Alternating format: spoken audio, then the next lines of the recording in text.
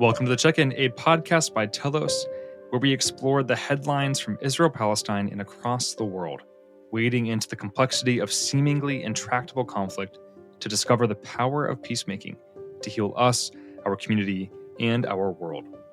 This is your host, David Katabaugh, checking in from Washington, D.C. This week, we're delighted to share our conversation with a dear Telos friend, partner, and alumnus, Andrew DeCort. Andrew has just released a new book in which he explores the essential question: what does it take to be a peacemaker? And we're here to talk with him about it. Andrew is a theologian, author, nonviolence practitioner, and peacemaker, influenced by folks like Dietrich Bonhoeffer, James Baldwin, and Eddie Hillesum. He received his PhD in religious and political ethics from the University of Chicago, and his work through the Neighbor Love movement has invited over 20 million people into nonviolent spirituality. He's the author of Flourishing on the Edge of Faith, which you can learn more about in our previous episode with Andrew on The Check-In, and writes the newsletter Stop and Think at andrew-decourt.com. Now, Andrew's newest book, Blessed Are the Others, Jesus' Way in a Violent World, explores the 9-part movement known as the Beatitudes, this introduction to Jesus' famous Sermon on the Mount. As Andrew helps us see, these sayings aren't just a rule book for physical blessings, they're the path to the very possibility of our, quote, humane happiness. They are a journey each of us can take, in radical contravention of the currents of dehumanization, othering, and violence our communities are often caught in, into the path of peacemaking, nonviolence, and mutual flourishing. This book is a must-read for peacemakers across traditions, but I will say that Andrew's words and frameworks are especially compelling for those of us who come from the Christian tradition, as Andrew does. If that's you, I'd highly recommend you wrestle with the invitations Andrew offers us in this book. We need them. And if that's not you, I'd encourage you to stick around for this episode too, as Andrew has so much wisdom to offer us.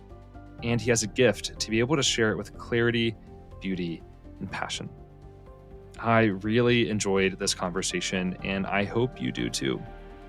Without further ado, on to the show.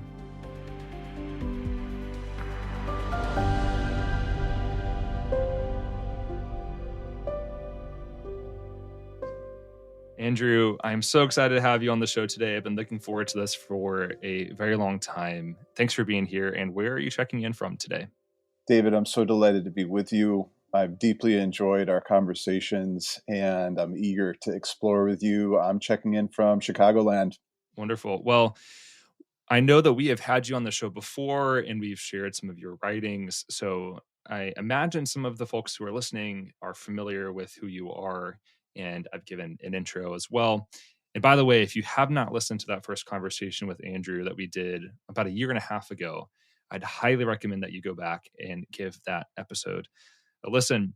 But before we get started and dive into your new book, which is so incredible, I would love to hear a little bit more about who Andrew is, and not, your accolades perhaps, or all of the positions you've held, but what is it like to show up as Andrew in the world, and what brought you to where you are today?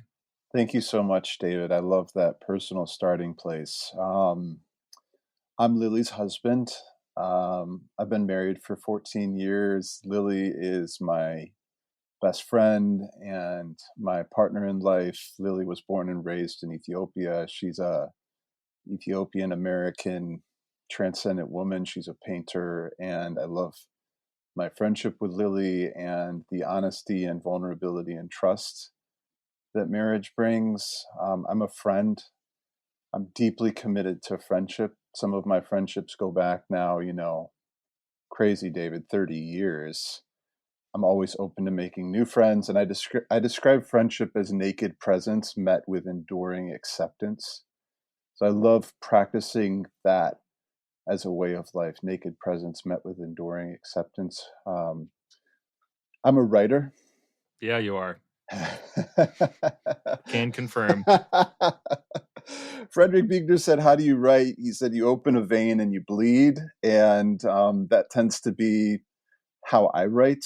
Writing is a discipline that really requires entering into silence, to stillness, to solitude, to vulnerability. And I really love writing as a practice of nonviolence. When you write, you're not trying to manipulate your reader, you're trying to have a meeting of presence that is non-exploitative, but is that mutual presence on the page where the reader can stop, ask questions, feel what lives inside of them. So I love the written word, especially in a time of spectacle, charisma, sensationalism. I love the pace and the gentleness of writing. And I'm a follower of Jesus, David. I remain deeply compelled by the spirituality of Jesus, which we'll touch on today. But Jesus was a person who came from a highly traumatized childhood, was intimately familiar with structural violence, was a survivor of a political massacre. And yet he was this person who taught this revolutionary way of seeing the blessing of God in the poor, the grieving, those who had chosen the courageous path of nonviolence. He was the first to give the teaching, love your enemy.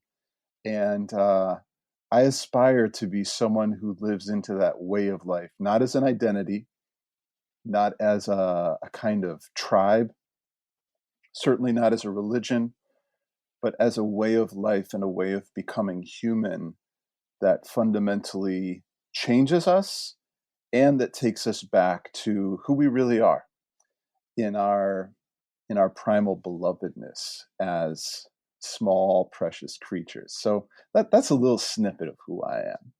Andrew, I mean, man, it's been 3 minutes. You've already dropped some wisdom and some words on us, man. I'm so looking forward to the rest of this conversation. But gosh, the way that you understand and offer a witness and a vision into that revolutionary way of life that Jesus lived and invited us all into, it's such a gift to get to watch and to be compelled by.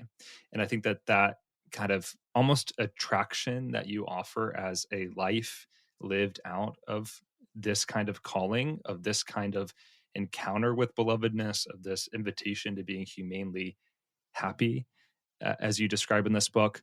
I see you offering that vision in your writing, that you're giving us a picture of something more beautiful, both in your life and in the words that you use. And so it's really exciting to see you talk about those things, and from the outside as a friend and colleague in this work, to see all those threads come together in your calling in life. And so we're grateful for who you are and the work you've been doing, and for the books that you've offered us.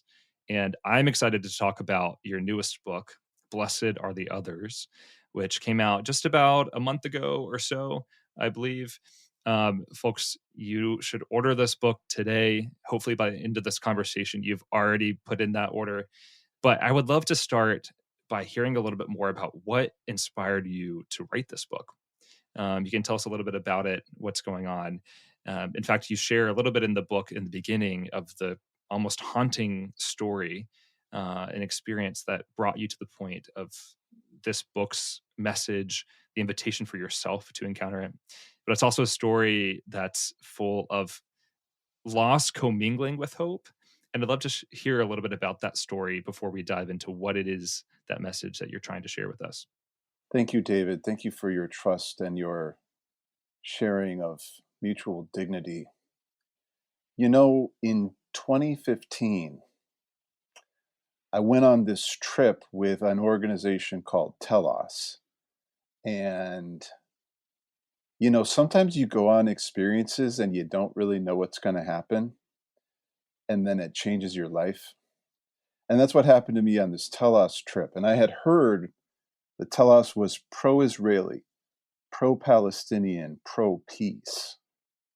And what we did on this journey was we met with people from every angle, side, dimension of life in Israel Palestine, and we listened and we shared presence. And that was deeply formative for me. And a year later, I had finished my PhD at the University of Chicago. And Lily and I moved back to Ethiopia. And I aspired to live into that pro perspective. That we're not siding with any party in a conflict. We're not trying to win. We're not trying to dominate. At the time, Ethiopia was in a context of just escalating othering, which I describe as seeing others as unrelated or less than yourself. And we were seeing this manifest in some really horrifying public violence, some just atrocious executions in public and mass displacements of people.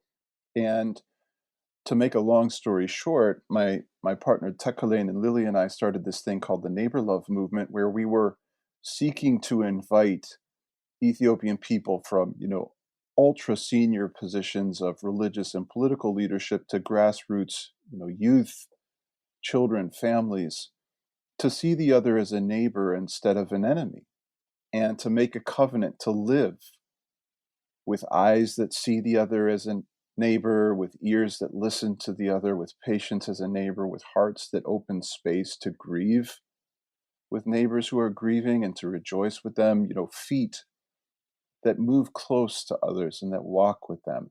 And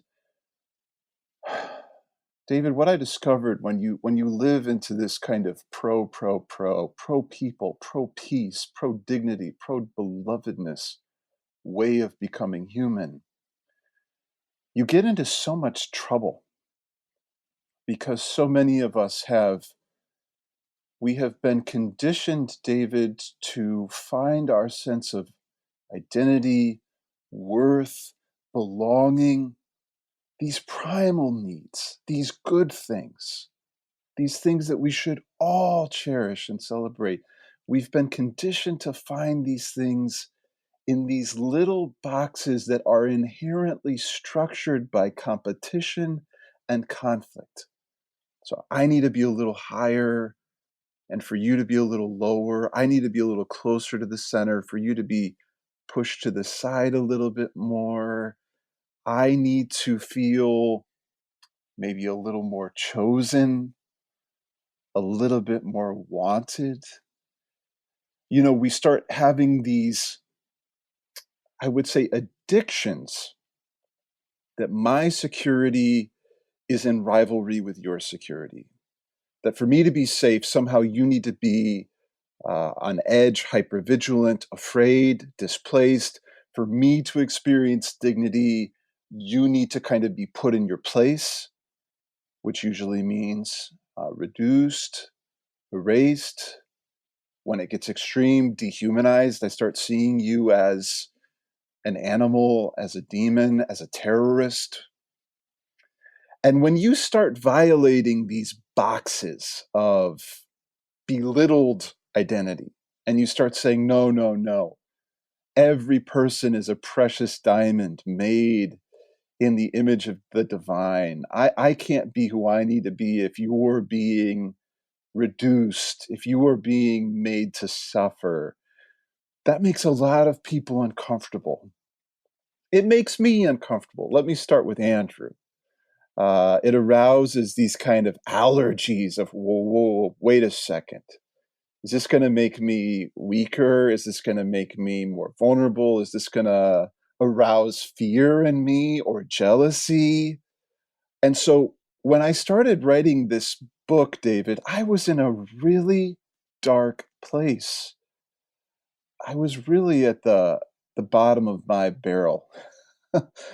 I had spent the last 4 years advocating for peace in Ethiopia's civil war. And if our listeners aren't familiar, this is perhaps the deadliest conflict in the 21st century. It's believed to have killed 1.2 million people. It displaced 5 million people. It led to the extreme hunger of 20 million people in Ethiopia and the Horn of Africa, a very ancient and beautiful country.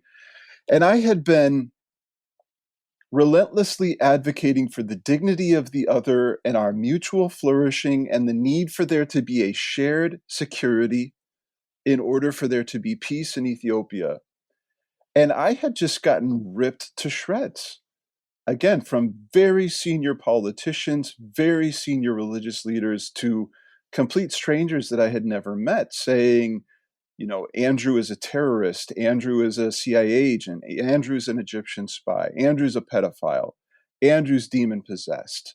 I got, over 50 pages of death threats from this David, and, very intimate messages. I write in the book about how Lily and I were living on a street that was lined with butcher shops near a big bridge on a major road in Addis Ababa, the capital city of Ethiopia. And I was getting these messages from people saying that they were going to butcher my body, that they were going to run me over with their cars, that they were going to throw me off this bridge.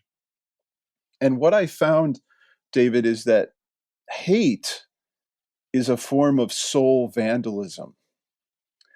I describe it in the book as like a screwdriver that's turning into the face of your soul. And so in 2023, when this book very unexpectedly started to be born, I felt vandalized in my soul. I felt stripped in the face of my heart.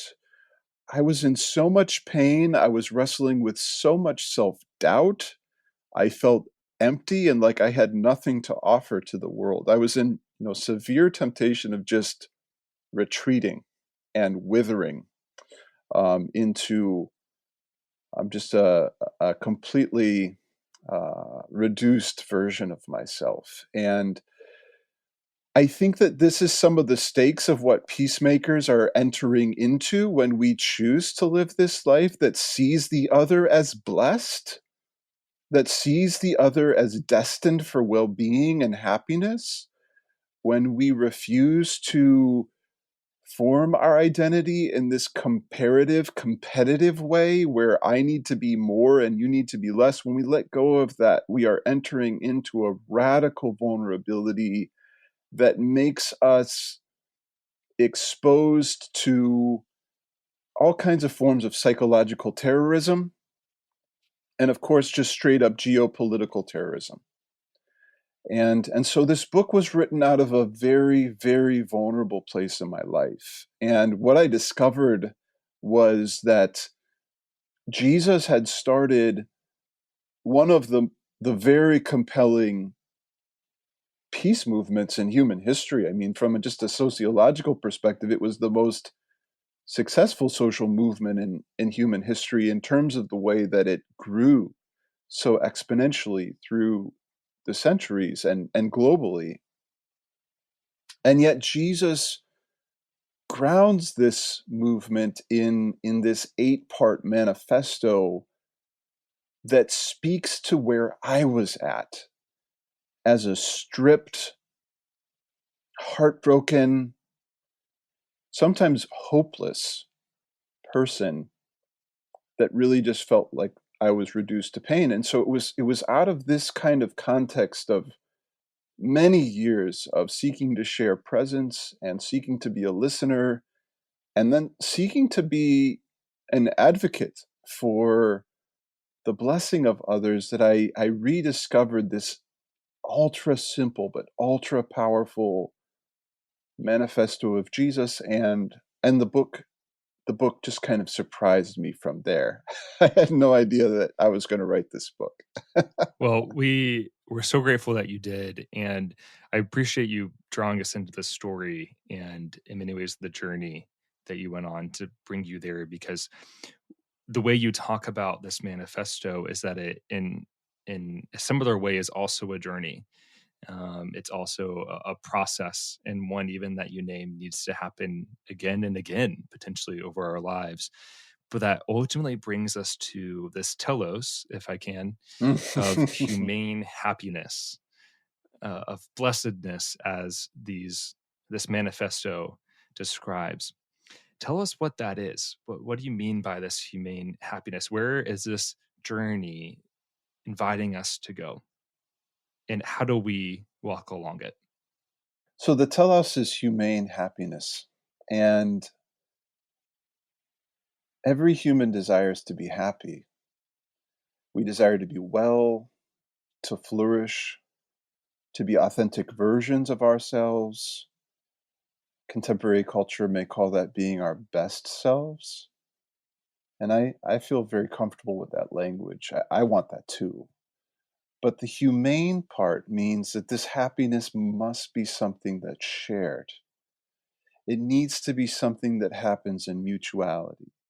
And so when my happiness is beginning to be fulfilled, increased, realized, it needs to be happening with the fulfillment and the realization and the increase of your happiness. It needs to be a sober happiness that is liberated from the addiction of othering. It can't be a kind of happiness where I'm feeling safer and more empowered and freer while you are feeling more endangered and more oppressed and less than all that you were made to be. And so the telos is humane happiness, this kind of mutual flourishing that happens through the intertwining of our lives and our destinies. I mean, where we're going, the kind of end game of our humanity. And the path that Jesus gives us to get there, David, I think is really quite profound. I don't have any, let me say it like this. You don't need to be a Christian for this path to be profound. You don't need to be a religious person for this path to be deeply meaningful to you that Jesus outlines. I think you just need to be awake and plugged into the experience of being human. And this path will resonate with you. It's very universal, but also very, very specific to each one of us. And where Jesus begins is, blessed are the poor in spirit. Theirs is the kingdom of heaven. Now, poor in spirit, I think, is just such a powerful, powerful phrase. It's that place of profound inner emptiness where you are coming to terms with your own sense of fragility, vulnerability, inadequacy, that place of maybe feeling obsolete or withered. In the book, David, I begin by telling the story of a family in Addis Ababa, a family of 7 or 8 people that lived in a small mud shack in a slum in Addis Ababa. Now, millions of people, millions of our neighbors around the world know that experience. But many of us feel like that shack inside our own selves, small, cramped, ugly, uh, exposed to danger. Jesus begins there and says, if you are coming in touch with your own poverty, your trauma, your loss, the very, very sensitive aspects of our humanity, don't be afraid. The kingdom of heaven embraces you. And I personally find the language of the kingdom of heaven very beautiful, but I think what Jesus means by that is simply your unconditional belovedness and belonging with your source. That's what the kingdom of heaven is, unconditional belovedness and belonging with your creator. And so Jesus invites us to start our journey to humane happiness in this most vulnerable, maybe small, maybe frightening place of deep need, of hurt, of pain. And there he says, you don't need to be afraid. You are held by this belovedness and belonging. And that's David, where this journey begins, I think, for all of us, when we can come into honesty with the fact that, we're born with such incredible vulnerability, can't walk, talk, feed ourselves, defend ourselves. My beloved father recently passed away. I know you've had loss.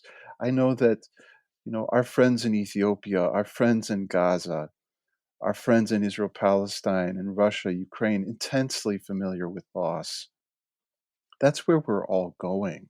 And in between, we live with this ever-present awareness of our mortality, our capacity to hurt one another and be hurt by one another. And Jesus takes us there and says, start your journey to this humane happiness right in that very surprising place. It's almost like he's saying, stop running, right? Because so much of our lives, we're running from that poverty. We're running from the fear of our mortality. And so he says, okay, pause. Let's stop and encounter. And then where do we go from there? Yes, precisely, David.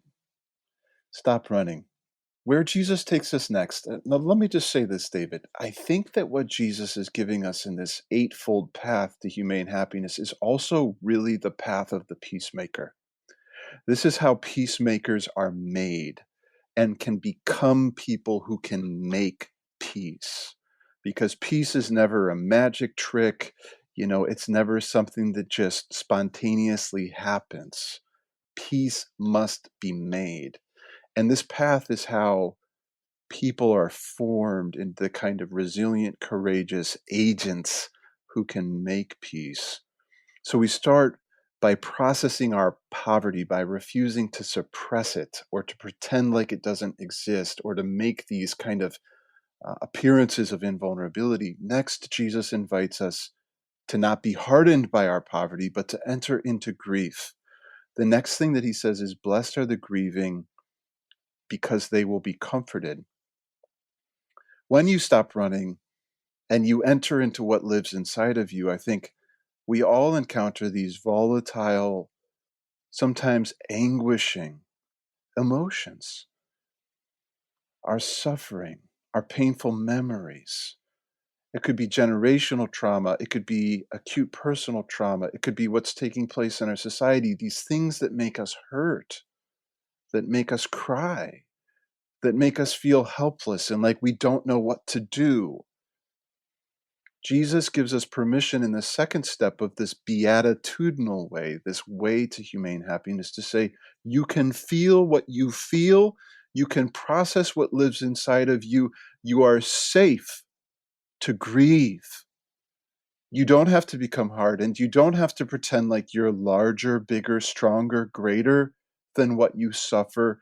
You can be in relationship with the pain that lives inside of you. And in that chapter, I talk about Toni Morrison's Pulitzer Prize winning novel, Beloved, where she has this just incredibly profound line where she's describing this house. It's this little farmhouse, but this house is haunted with pain, David. There's like lights flashing inside and the furniture is moving and there's hissing coming through the window. And there's this man named Paul D who's sitting on the porch and he wants to go inside, but he's afraid of what lives inside this house. And then Setha comes home and she invites Paul D to come in. They're old friends who had escaped the horror of slavery in the South. And Paul D says that he doesn't want to. And Setha says, it's not evil. It's just sad. Come on, step through. I think that's what Jesus is inviting us to do in the second step of the Beatitudinal way. It's not evil, it's just sad. Come on, step through. What is it that's hissing inside of me? What is it that's moving and shaking inside of me?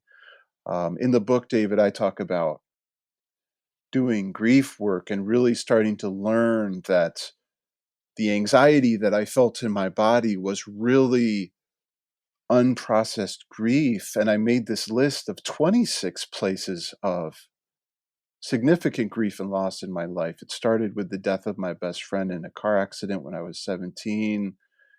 It included being attacked and just physically assaulted on a dark alley in Addis Ababa. This intense anticipatory grief that I had of my parents dying. Jesus is giving us this permission to say, hey, you don't have to be harder, stronger. You don't have to have a false appearance of invulnerability. You can experience what lives inside of you. And then when you grieve, you face this crisis, David. I think this is extremely important.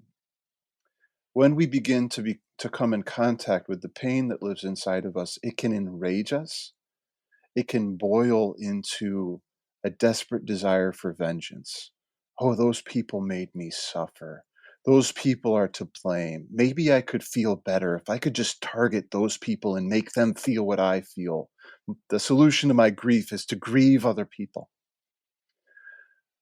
But the alternative response that Jesus invites us into is to, again, let grief to soften us and make us these gentle presences that are aware that in the same way that I am suffering, you are also suffering. And that there is this circle of solidarity that emerges in our grief work. And so we can become more tender towards one another. And so the third step in the beatitudinal way is blessed are the nonviolent. They will inherit the earth. In the book, David, I talk about nonviolence as a creative response to conflict rather than a reactive conformity to conflict. Nonviolence is this kind of agility and awareness that can enter into insults, aggression, attack, without becoming insulting, aggressive, and attacking, but rather finding these creative alternatives to, okay, how can I reconnect again with your dignity? How can I reconnect again with your desire for security? How can I reconnect to this grounding of our mutual flourishing?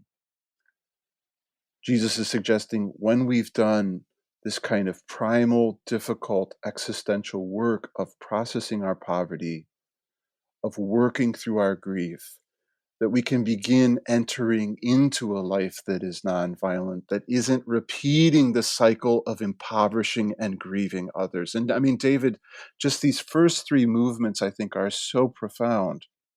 We get trapped just here so easily. We experience poverty, we begin feeling our grief, and before we know it, we're looping back into impoverishing other people, grieving other people. We see it in Israel-Palestine. We see it in Ethiopia. We see it right here in the United States. And Jesus is inviting us to kind of exit. You've described it, David, as the spiral of conflict. This kind of, it's not just a cycle of conflict, it's this expanding movement of conflict that comes as we suffer poverty, we suffer grief, and then we just start unleashing it on one another. And Jesus is saying there's an exit out of that spiral when we can begin acknowledging our poverty, processing our grief, and learning how to enter into this mutual vulnerability of nonviolence together. In the book, David, I have this line from James Baldwin. James Baldwin is probably the voice that appears most frequently in this book other than Jesus. And Baldwin wrote that if I know that my soul trembles and I know that your soul trembles, we can learn to live together. That's really what Jesus is saying here. And I think it's so profound that he says that the nonviolent will inherit the earth, David. Jesus is a very brilliant psychologist. The nonviolent are afraid of being permanently displaced. Oh, if I refuse to respond to insult with insult, if I refuse to respond to aggression with aggression, if I refuse to respond to violence with violence, I'm going to get crushed. I'm going to get chased away. I'm going to get, ruined. People like to use this image of the nonviolent as doormats, right? Oh, these are just people that get walked on. No, no, no, no, no. These are people who have found a more radical, powerful, creative agency. And Jesus speaks directly to that fear of being displaced. And he says, no, these are the creative, imaginative, liberatory people who will inherit the whole earth and welcome the rest of us home. Again, because they've refused to live in the spiral of conflict. And I think Jesus is just being very realist with us here in saying, who else could actually help us have a new earth? It's these people who have stepped out of that rigidity, that repetitiveness, the kind of mimicry of conflict, and of saying, no, no, no, actually, there's actually new trajectories, there's new possibilities for us. Jesus is saying these are the folks that are going to become the hosts of this new reality that is our destiny and God's future. So, humane happiness, David, this mutual flourishing, it begins in that poverty work, in that grief work, in that nonviolence work. And then Jesus gives us these 5 other steps of entering into justice, this right relationships of mutual flourishing, and then justice becoming compassion, this expanded awareness of all that suffer and this presence of mercy, and then this cleansing of the heart that comes from compassion when you lose any sense of superiority or supremacy to others. Jesus has this wild statement that when you learn to become compassionate, you can actually start seeing God. And then the 7th step is when you become a peacemaker, a person whose life work is found in peacemaking. It's no longer a hobby. It's no longer an ideology that you check the box. It has become your core craft as a human being. And then the final step is the most kind of paradoxical, kind of upside down one, where the final blessing is blessed are the persecuted for the sake of justice. Theirs is the kingdom of heaven. And I think, our dear brother Munter Isaac could probably speak to this more profoundly than most of us today, because again, like I said at the beginning, when you allow your humanity to be shaped by this beatitudinal way, a lot of people don't get it. A lot of people don't like it. And a lot of us don't want it. And so we start attacking it.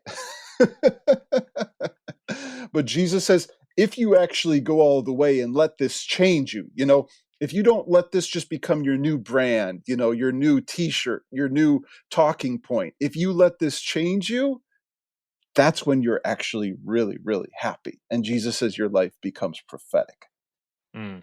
And it also becomes persecuted, as Yep. you name, right? Which is this, and as you have experienced, and that, I mean, we're laughing now, but it comes from a deep place of experience. It And does. that's something I want to come back to, that because your own personal experiences here, your own life provides so much color to what this actually looks like when you go all the way through.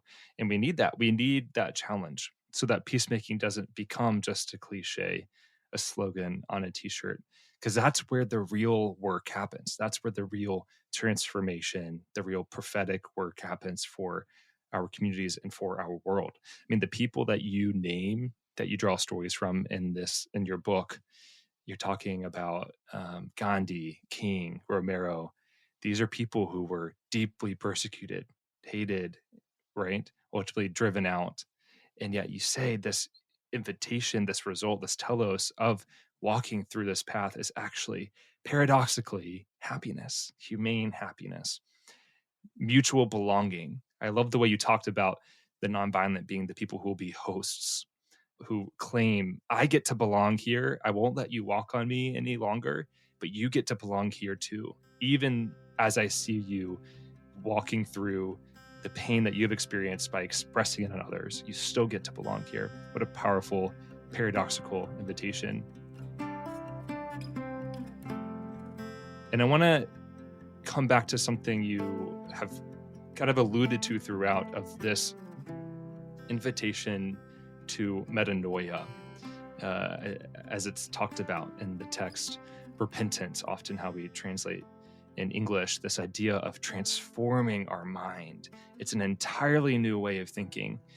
And that what Jesus is doing here is speaking to all of the ways that in that society, in that culture, we find our way into religious nationalism, into supremacy or othering others, and building a hierarchy of belonging.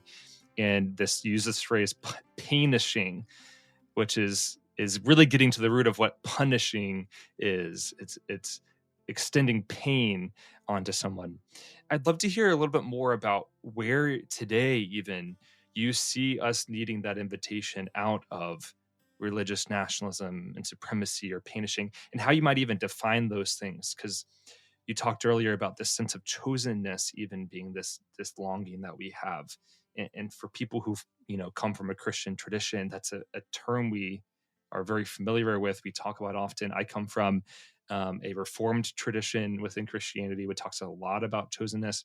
Can you just say more about this way in which Jesus is contrasting religious nationalism and supremacy with this metanoia into peacemaking? Mm-hmm. Thank you, David. Yes. So this word metanoia is really important, and the heart of it is this Greek word nous. And nous is what we today might call like an interpersonal neurobiology, the default mode network. It's just how we think. It's what we perceive as normal. It's, some would call it our worldview. It is kind of our operating system for everyday life, how we think that the world is organized. And when Jesus uses metanoia, metanous, he's inviting us to let that kind of paradigm start turning and undergoing a shift in perspective where we can kind of start seeing the world in a more 360 openness instead of the kind of very narrow gaze of our everyday perception. And we know that this call to metanoia was very threatening because, again, it was challenging this kind of default mode network, this kind of just basic operating system with which humans go about life. And a lot of that, as you said, has to do with this problem of othering, supremacy, chosenness. So a lot of us, David, let me just look in the mirror for a second. Everyone wants to feel valuable. Everyone wants to feel like we have a sense of self-esteem, a sense of worth, a sense of who we are as individuals and as a group. It's very natural. I think it's very God designed as a spiritual person. But a lot of us try to secure that, as we said a few minutes ago, by saying we are the chosen one. And there's a shadow side to this chosenness, because sometimes we say, oh, just those other people aren't chosen. And they just kind of, become the margin of our chosenness. They're just the kind of outsiders. They're the people that we don't know. They're quote unquote strangers. And, we don't really care what happens to them, but they're just kind of there. But a lot of times our chosenness brings along with it a sense that these other people are cursed and that we either need to convert them, which means, notice, make them like us. So they become a kind of replication of us, which means that they get erased, essentially, and just become more us. Or these cursed people need to get, there's different degrees to this, they need to get removed. So this is where ethnic cleansing comes in. We need to literally get rid of these people and put them somewhere else, whether that's refugee camps, whether that's in another country. I mean, there's all kinds of violent language that we use, bury them in the sea. Or this can move towards genocide. And I use that word genocide very technically, specifically, not as a kind of incendiary political word, but as an important tool in our kit for seeing reality. And genocide just means the intentional act of trying to destroy, or in whole or in part, a group of people. This is the definition of the U.S. Memorial Holocaust Museum. So when we start embracing our chosenness and seeing other people as cursed, this can take us all the way from, yeah, those people don't really matter, don't really care who they are, to ethnic cleansing. We need to remove these people, to genocide. We need to eliminate these people. The impulse to, quote, finish them, right? Precisely. I mean, you're referring to, who was that? Was that Nikki Haley? Nikki Haley, correct, former UN ambassador, U.S. UN ambassador. Yeah, so Nikki Haley went over to Israel-Palestine and wrote, finished them on U.S. armaments that were meant to be dropped on the people of Gaza. I mean, what a horrific statement from someone, again, David, someone who claims to be a follower of Jesus. Now, let me take this, brother, to where we are today. We've just seen a Trump rally where people started chanting, Jesus, Jesus, Jesus. We've seen a J.D. Vance rally where people said, Jesus is king. And J.D. Vance smiles and says, that's right, Jesus is king. Now, for our listeners, I want to make something clear. I'm just as critical of Kamala Harris as I am of Donald Trump, because I'm trying to do this metanoia thing where I'm not just living into these convenient identitarian boxes. Now, Jesus is inviting us to step out of these boxes with this metanoia, this shifting of our operating system, and to say, what if you begin seeing all people as chosen, as infinitely precious in value because they are created and loved by God? This is where Jesus is taking us when he says, blessed are the poor, theirs is the kingdom of heaven. Those that we see as lesser in value, those that we see as discardable, those that we see as erasable without really losing anything. Jesus says, no, no, no, no. Those that you have reduced in value are infinitely precious to God, and they are held in the kingdom of heaven with unconditional belovedness and belonging. Those that are grieving, the heartbroken. You know, David, let me just add this. The philosopher Judith Butler talks about this idea of ungrievability. Ungrievability is when we have erased people from our hearts, and so when they cry, we don't cry. When they grieve, we don't grieve. When they are heart shattered, it doesn't touch us anymore because, again, we've removed them from our hearts. Jesus says, the way of humane happiness that comes from God is this mutual grieving, where our hearts remain open to the suffering of others and their pain becomes our pain, and we refuse to distance ourselves. I'd like to say something here.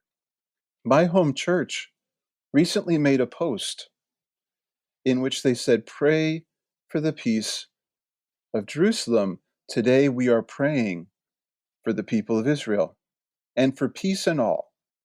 Amen. Amen to that, of course. Yes. I reposted that and I asked the senior pastor, would you be willing to make the exact same post that also said, pray for the peace of the people of Palestine? No reply.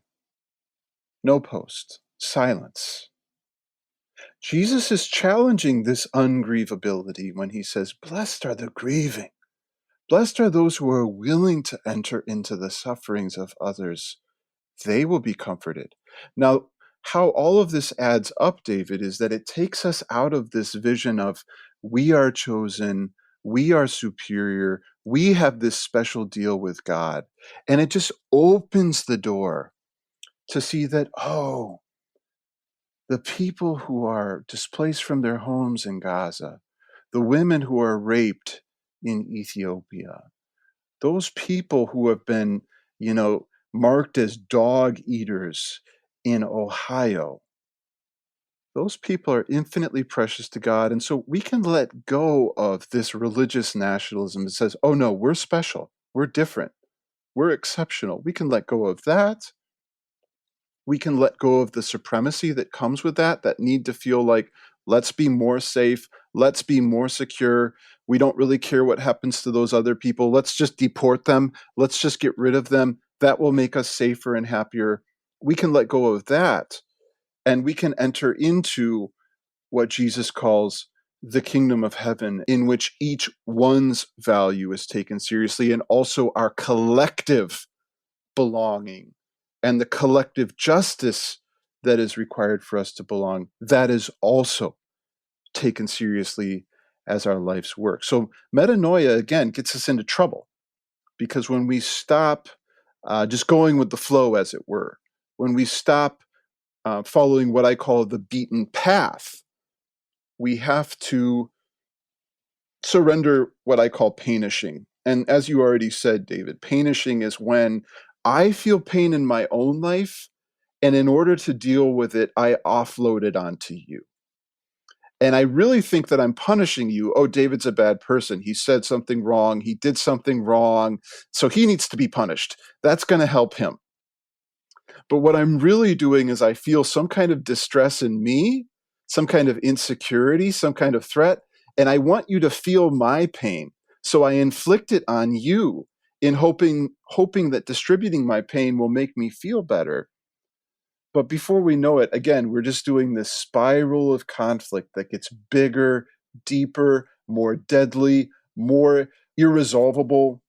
Jesus is saying, no, start in that place of poverty, work through it. Start in that grief, work through it. Enter into nonviolence. Become this kind of gentle presence. Go through justice, go through compassion, and you'll find your way into this larger belonging that doesn't really need the nationalism. It doesn't need the supremacy. I mean, it's just like an addict getting sober who realized, I thought I needed this thing to make me feel like myself, and I don't need it anymore. I'm free. I love that invitation to the freedom, to the liberation of this journey. And there's such a profound paradox here because, as you named, we're constantly searching and fighting and punishing to be able to have those longings of chosenness, of being loved and welcomed in.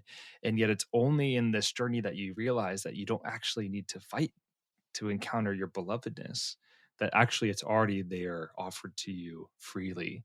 And you talk about this peacemaking being the crux of this journey of awakening to this perhaps new kind of hierarchy or holy order, as you put it, where peacemaking is our highest calling, and that this new hierarchy comes from an encounter with God, perhaps a new baptism, as you describe it, in which we encounter our belovedness, we encounter divine love, which supersedes our fears of being unwelcomed, of being cast out, and supersedes our shames that we are unlovable, right?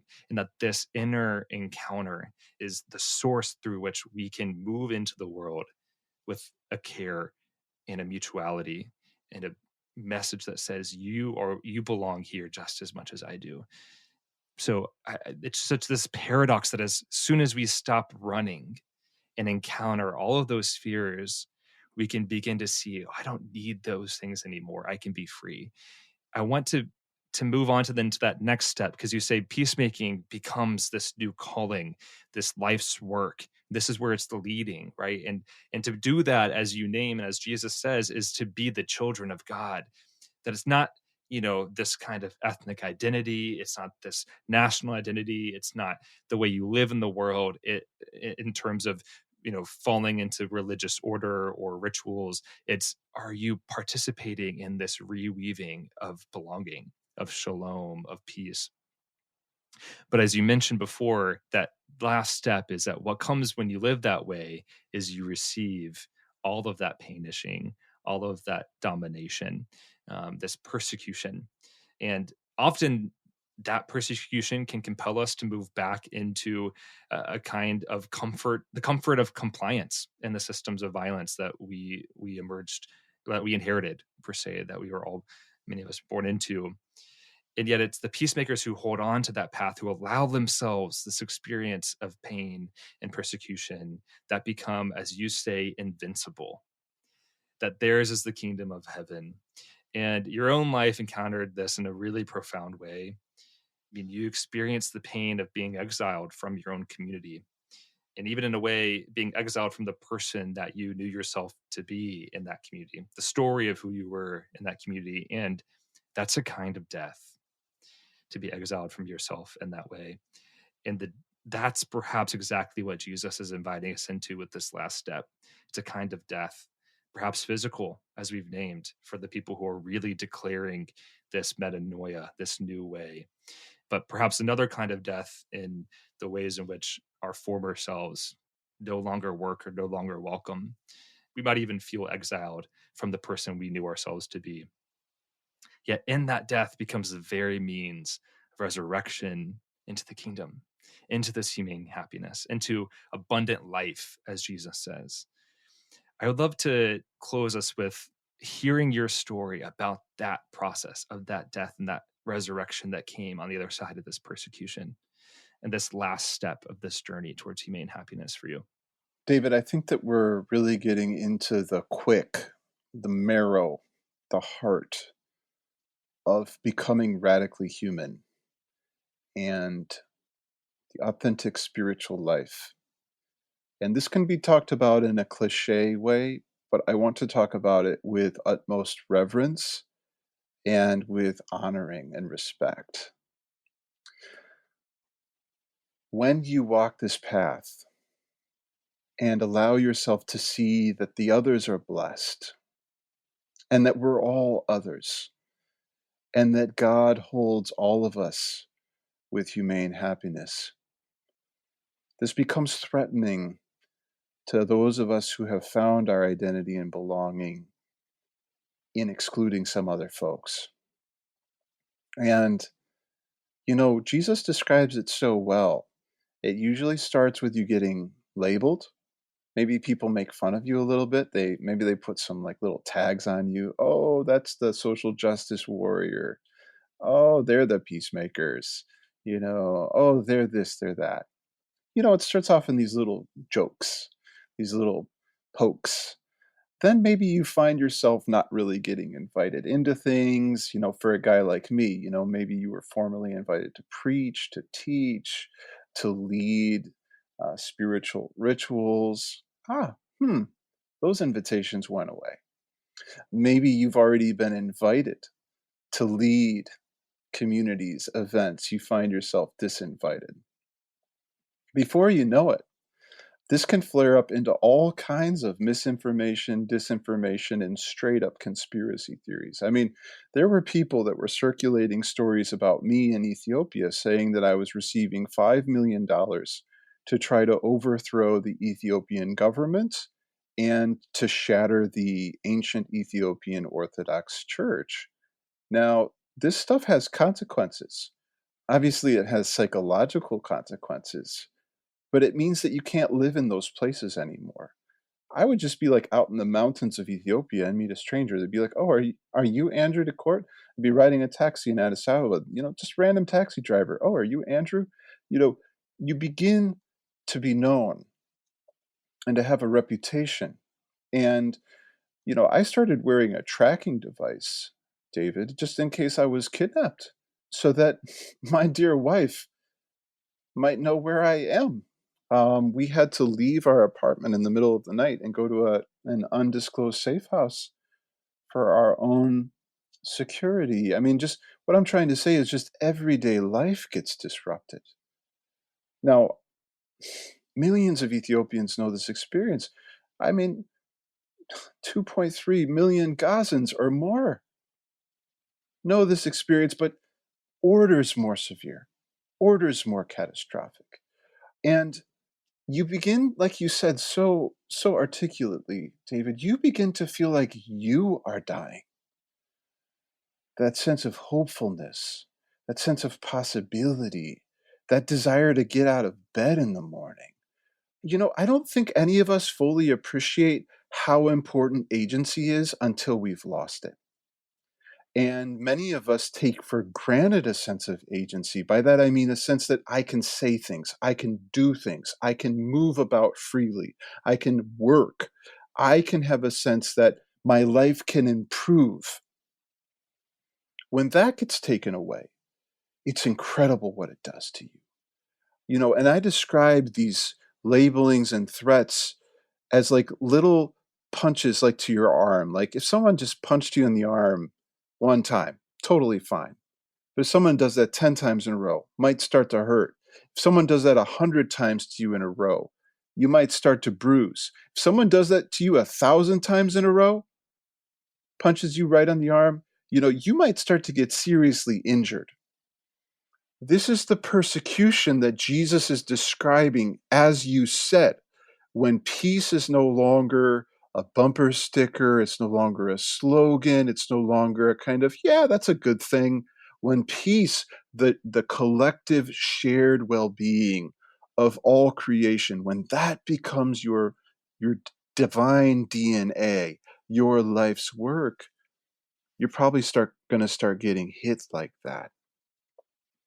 This can feel like an unmaking anti-creation process where you're just like, this isn't cute, this isn't fun, this isn't heroic, There's no cool story here. It's just misery.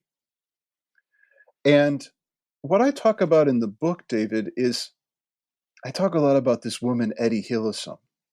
Etty was this woman in her late 20s in Nazi-occupied Amsterdam in the 1940s, who was also a writer. And Etty was watching her society be systematically destroyed by this genocidal ideology of supremacy that we know as Nazism today. And Etty was walking the way of Jesus and meditating daily on the Beatitudes. And she wrote at the end of her journal, this is incredible, David. She was getting ready to be killed in Auschwitz, this horrific place of ugliness and dehumanization and death.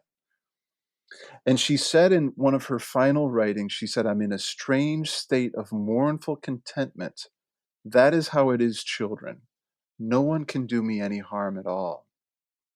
When you hit rock bottom and you go through the dark night of the soul and you discover that the presence of God is still with you in that place of ultimate loss, David, it's hard to describe, but it's a radical freedom because you become fearless.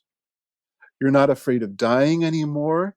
You're not afraid of the people you love dying anymore. You're not afraid of suffering pain anymore.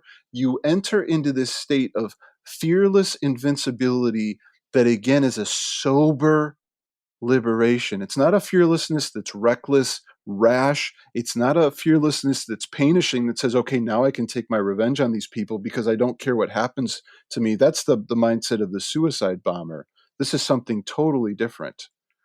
It's this mindset of a kind of invincible safeness, this kind of omnipotent okayness that says, I can be reduced to nothing and I'm still held in the love of God. And so we're all safe. And that means that I can continue to bear witness to truth, love, and justice for all, no matter what they bring to me. And again, it's what Etty Hillesum said in the face of Auschwitz: I have become unharmable. This is where Jesus is inviting us to journey when we go through our poverty, grief, all the way into persecution. And he says, David, it's so queer, it's so countercultural, it's so unexpected. He says, rejoice and be happy, because you have become like the prophets who were before you. You are the light of the world. You are the salt of the earth. You have turned the lights on in reality. You have become the preservative of humanity. Rejoice and be happy, for great is your reward in heaven. And here, brother, heaven is no longer this pie in the sky, escapist, opium of the people nonsense. Heaven is this radical safety, this ultimate okayness that says that in life and in death, in joy and in pain, in grief and in the laughter we were just sharing together a few minutes ago, we will be okay. And I think it's because you have journeyed into the awareness that God is love, love heals all, and all will be well. This is the increasingly ambient, pervasive consciousness of the peacemaker. God is love. Love heals all will be well. And so it doesn't mean that the suffering becomes any less painful. You certainly don't enjoy it. No one wants suffering. I certainly don't. But it means that you can pass through it with this nonviolent presence that says, I mean, it's like Dr. King said in his last speech, I have been to the mountaintop, where he says, it doesn't really matter now what happens to me because my eyes have seen the glory. That's where Jesus is taking us. Andrew, thank you for the invitation to see that glory too, to walk this path, to become peacemakers, to face our fears, to stop running, to allow ourselves the pain of persecution, and so move into the kingdom of God, to inherit the kingdom of heaven.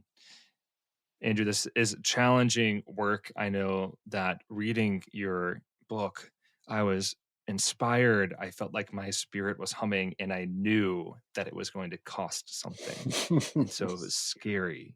to keep reading at times. But it was done with so much beauty and so much grace.